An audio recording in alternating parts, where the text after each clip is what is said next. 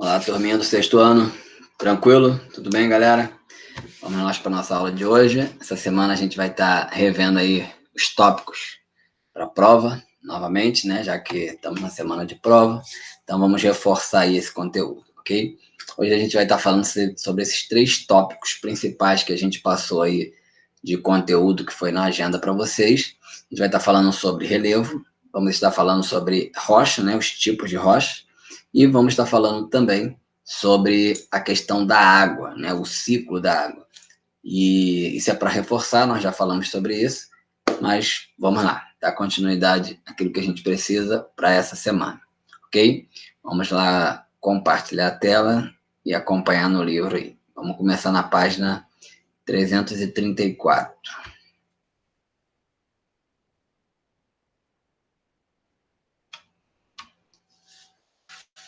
Então vamos lá. Como foi falado, a gente viu anteriormente, o relevo, né, ele se caracteriza por ser a fisionomia da Terra, ou por ser as formas variadas que tem a superfície da Terra. Como a gente viu, a Terra não é retilínea, não é toda plana. Ela tem áreas que são mais elevadas, áreas que são menos elevadas, áreas que são medianas, áreas que estão abaixo do nível do mar. E essas alterações, essas formas, né, ela faz com que o conjunto dessas formas é que caracteriza o relevo. Então, o relevo é o conjunto de formas variadas que tem a superfície terrestre, ok? Então, dentro dessas formas, a gente tem os 4 tipos principais: planalto, planície, depressão e montanha. E de todos que tem, os 4 principais são esses, e a gente tem aí outras subdivisões dentro desses, mas basicamente a gente tem esses 4 principais, ok?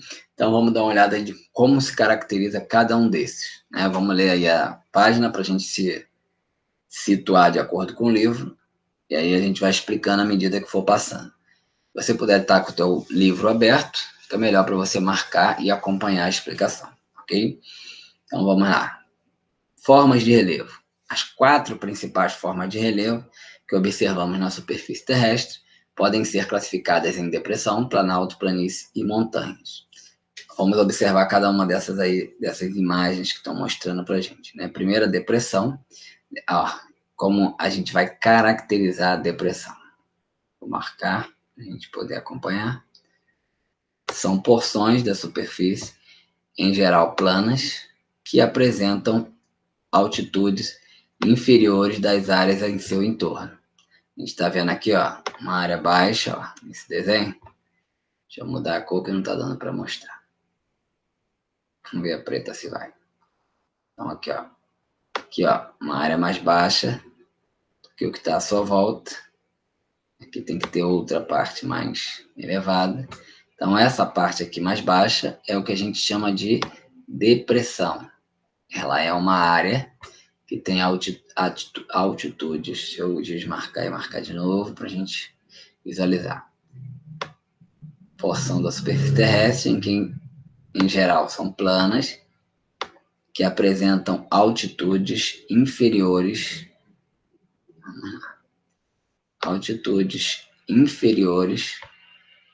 às das áreas em seu entorno. Então, isso forma a depressão, ok? A gente tem 2 tipos de depressão, tem a depressão absoluta e tem a depressão relativa.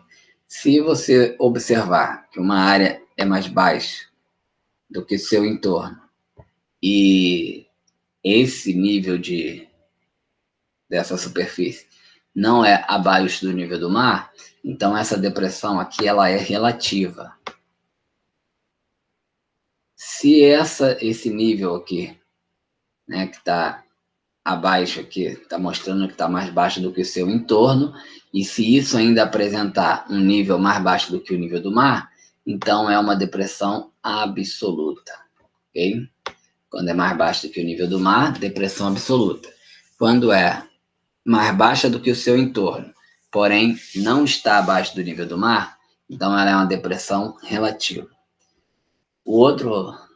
A outra forma de relevo que a gente tem é o planalto. Né? Planalto constitui formas de relevo irregulares, né? Apresentando áreas mais planas ou acidentadas, isso aí vai variar, e com altitudes variáveis. São áreas que resultam de antigos e intensos, isso aqui, ó, que marca ela, ó, antigos e intensos processos erosivos, além de normalmente estarem sujeitas a sofrer desgastes que os terrenos em seu mais desgaste que os terrenos em seu entorno. Então, caracteriza-se pela erosão, principal característica. A gente está vendo aqui, ó, áreas de altitudes variáveis. Vou aumentar aqui a imagem para a gente visualizar. E aí, ó, forma o planalto, né? Tem várias áreas aqui, ó. Várias áreas, ó. Altitudes variáveis. Nessa área aqui, prevalece a erosão. Ou seja, o principal fator que caracteriza a área é a erosão. Então,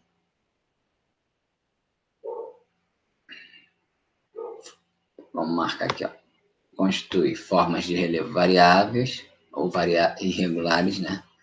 E com antigos e intensos processos erosivos, ok? Então, quando ela se caracteriza por esse processo erosivo, planalto. A gente lembra que a gente falou e vai falar na próxima, por exemplo, a montanha, ela também é elevada e ela também pode ser que passe por um processo de erosão. Porém, como é uma formação recente, a montanha, o que prevalece nela não é a erosão. Ao mesmo tempo que ela passa por um pequeno processo de erosão, ela ainda está em formação. Então, ela ainda está se elevando, ainda está sendo formada. Por isso que a gente usa como característica do Planalto a questão da erosão, porque o Planalto ele não está em formação, ele já foi formado. E por isso o processo de erosão é que vai desgastando ele. Então, ele se caracteriza pela erosão. É o principal destaque dele. Né? Além de ter uma superfície, né? Constitui formas de relevo irregulares, apresentando áreas mais planas ou acidentadas, isso vai variar, e com altitudes variáveis. Né? Pode ser um pouquinho mais alto, um pouquinho mais baixo. São áreas que resultam de antigos e intensos processos erosivos, ok? Então vamos para o próximo aqui. Agora vamos para a planície. A planície, ela vai apresentar uma característica mais marcante como plana, né? Ela tem menos irregularidade nas suas alturas. Uma área mais plana. Em geral, apresentam áreas pouco elevadas, né? Planície é mais baixa. De origem sedimentar. O que significa ser de origem sedimentar? Essas áreas recebem constantemente grande quantidade de sedimentos provenientes de outros terrenos. Como a gente está vendo, normalmente a área é pouco elevada. Então, de áreas que podem ser mais elevadas, igual essa aqui do fundo, ó, pode ser um planalto, pode ser uma montanha, a erosão que sofre essas áreas mais elevadas acaba depositando nessas áreas mais baixas, que é a área da planície. Então, se no planalto prevalece ou o que marca é o processo de erosão, na planície o que marca é o processo de sedimentação ou depósito de sedimento, ok? Deposição de sedimento. Então, as planícies são formas de relevo basicamente planas, em geral apresentam pouco elevada, né? Deixa eu desmarcar e marcar de novo para a gente ter a resposta aí, ó. Formas de relevo basicamente planas, em geral apresentam áreas pouco elevadas em relação ao nível do mar e de origem sedimentar, ou seja, vai ter um processo aí de receber sedimento, ok? Pode ser deposição de sedimento, pode ser que recebe muito sedimento. Ela é caracterizada dessa forma. E por último, a gente tem a montanha, que é uma forma de relevo que é a mais elevada que a gente tem no mundo, né? Possui as maiores altitudes do planeta. Elas são desgastadas pela intensa ação dos agentes naturais, como água, vento, calor, sol, gerando sedimentos que se depositam em terrenos mais baixos. Em geral, essa formação está organizada em cadeias, ok? Isso forma um conjunto de montanhas dispostas uma próxima à outra. Lembrando que aqui, nesse caso, é uma formação recente que ainda está em processo de formação. Por isso que mesmo ela passando por erosão, não é a principal característica dela. A principal característica é que possui maiores altitudes do planeta, são organizadas em cadeias e é uma formação recente. Essas são as principais características. Agora vamos para a página 330, falar mais um pouquinho sobre as rochas, né, que a gente já estudou as rochas, vamos ver a prova. Rochas.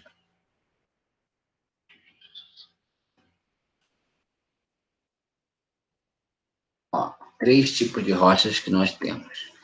Os 3 principais tipos, vamos ler aqui o início para a gente se localizar. Tipos de rocha. A superfície terrestre é constituída de diferentes tipos de rochas.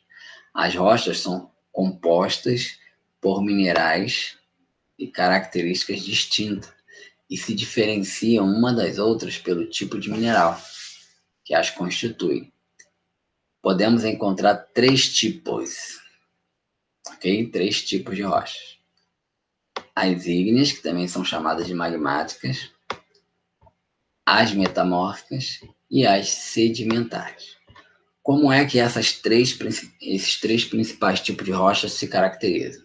As ígneas ou magmáticas formam-se basicamente da solidificação da lava que chega à superfície terrestre pela atividade vulcânica ou então pela solidificação do magma no interior da Terra.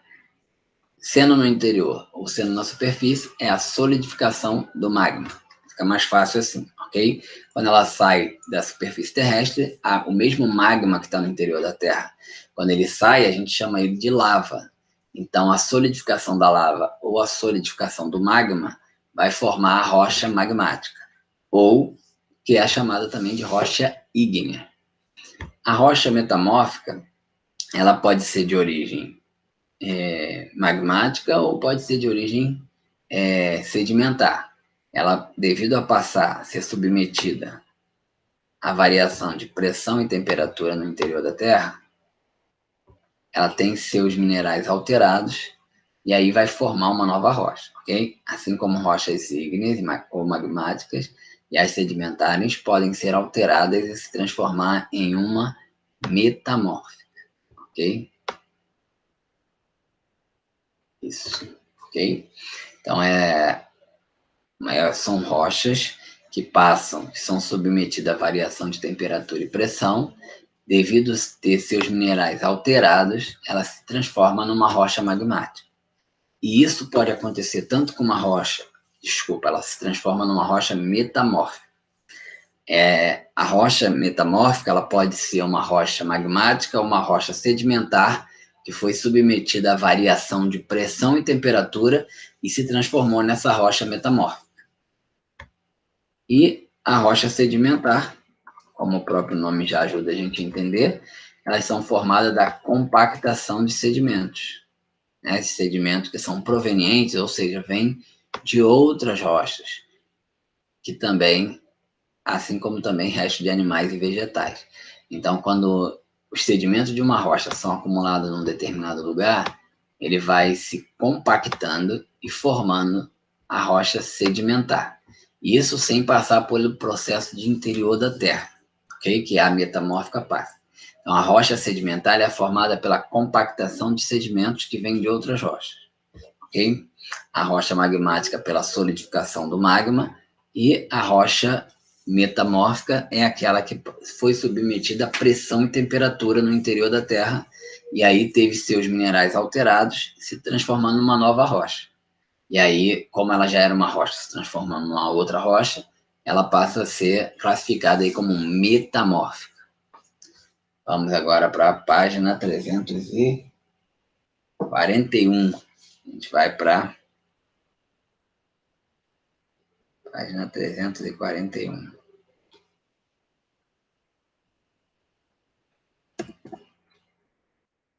A gente vê sobre o ciclo da água.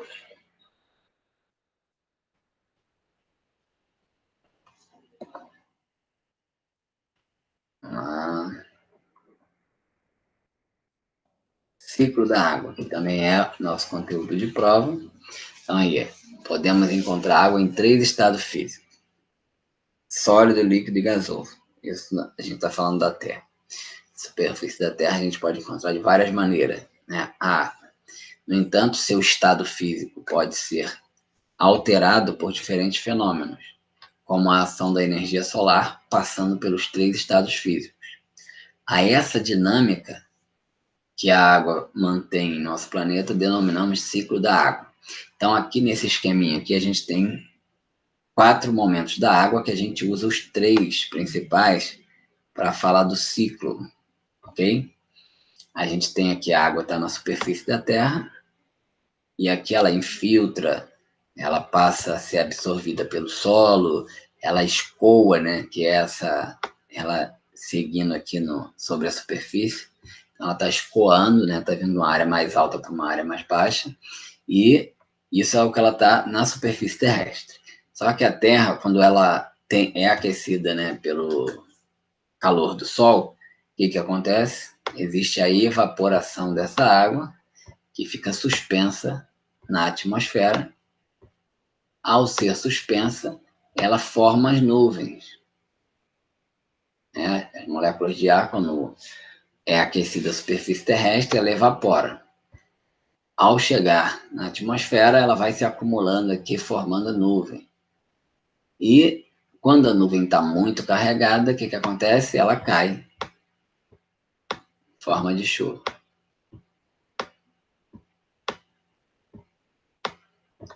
Então, esses são os 3 momentos em que faz a água circular. A gente está usando esses 3 momentos. O primeiro dele é a evaporação, o segundo dele é a condensação, que é a formação de nuvens, e o terceiro, que é a precipitação, que é a queda em forma de chuva, ok?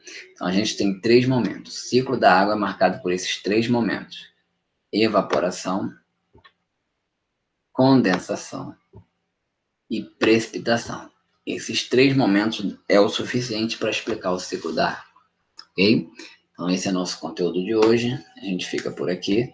É só um reforço aí para fazer a atividade, ou melhor, para fazer a prova. Então, a gente encerra aqui. Valeu, boa prova aí e dê tudo certo.